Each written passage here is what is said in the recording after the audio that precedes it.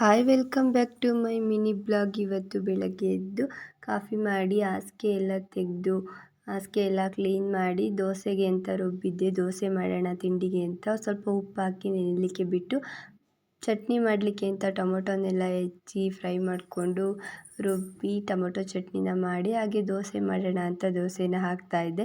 ನಮ್ಮ ಪಾಪು ದೋಸೆ ತಿಂತೀನಿ ಅಂತ ಬಂದಳು, ಅವಳಿಗೂ ಕೂಡ ಒಂದು ದೋಸೆನ ಹಾಕ್ಕೊಟ್ಟೆ. ಎತ್ಕೊಂಡೋಗಿ ಪಕ್ಕದ ಮನೇಲಿ ಕೂತಿದ್ಲು, ಅವ್ರ ಮನೆ ಹಸು ಕರು ಹಾಕಿತ್ತು ಅಂತ. ನಾನು ತಿಂಡಿ ತಿಂದು ಪಾಪುಗೆ ಬೆಳಗ್ಗೆ ಹಾಲು ಕೊಟ್ಟಿರಲಿಲ್ಲ, ಹಾಲು ಕುಡಿ ಅಂತ ಕೊಟ್ಟೆ.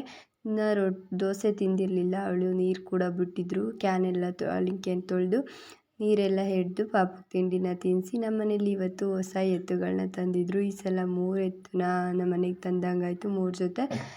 ಪ್ರತಿ ಸಲ ಬ್ಲ್ಯಾಕ್ ಅವು ತರ್ತಿದ್ರು, ಈ ಸಲ ವೈಟ್ ಅವು ತಂದಿದ್ದಾರೆ. ಎತ್ತುಗಳ ಬೆಲೆ ತುಂಬಾ ಜಾಸ್ತಿ ಆಗಿದೆ. ನೆನ್ನೆ ಮೊಳಕೆ ಕಾಳನ್ನ ಕಟ್ಟೋಣ ಅಂದ್ಬಿಟ್ಟು ಇಟ್ಟಿದ್ದೆ, ಮೊಳಕೆ ತುಂಬ ಚೆನ್ನಾಗಿ ಬಂದಿತ್ತು. ಅದನ್ನು ಎತ್ತಿ ಫ್ರಿಜ್ಜಲ್ಲಿ ಇಟ್ಟೋಣ ಅಂದ್ಬಿಟ್ಟು ಡಬ್ಬಕ್ಕೆ ಹಾಕಿ ಫ್ರಿಜ್ಜಲ್ಲಿಟ್ಟು ಮಧ್ಯಾಹ್ನ ಅಡುಗೆ ಮಾಡಿ ಪಾಪುಗೆ ಊಟ ಹಾಕ್ಕೊಟ್ಟೆ. ಅವಳು ನಾನೇ ತಿಂತೀನಿ ಅಂದ್ಲು, ಕೊನೆಗೆ ನನ್ನೇ ತಿನ್ನಿಸು ಅಂದ್ಲು. ತಿನ್ನಿಸಿ ಮತ್ತು ಸಂಜೆ ಮತ್ತೆ ಊಟ ಮಾಡಿ ಪಾತ್ರೆ ಎಲ್ಲ ನೈಟೇ ತೊಳೆಯೋದು.